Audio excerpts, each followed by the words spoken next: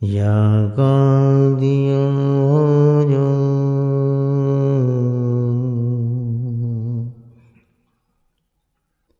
سب سے بہترین وقت ہے اس وقت اللہ سے دعا مانگی جائے تو یا قاضیوں جو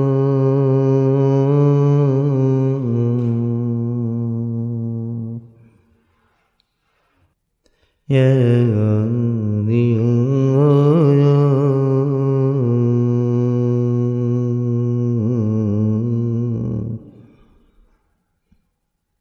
حدیث میں ہے کہ مجلس ذکر کے اندر تو اللہ سبحانہ تعالیٰ دعاؤں کو ضرور سنتا ہے۔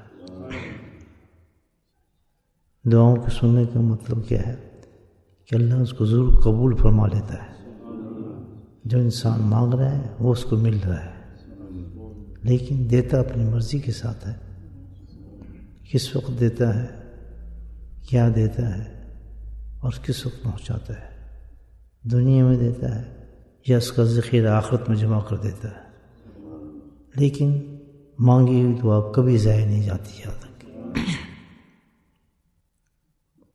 تو اس قدر نہایت اللہ کا شکر و کرم ہے کہ اللہ کو یاد کرنے کے بعد اسم اعظم کے ساتھ ہم لوگ اپنی دعاؤں کو اللہ کی بارگاہ میں پیش کر رہے ہیں۔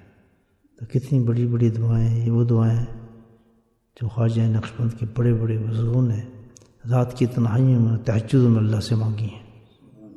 اللہ ان دعاؤں کی ہمیں توفیق دے رہا ہے۔ کس قدر بڑی نعمت اور اللہ کا شکر کرنے کا مقام ہے۔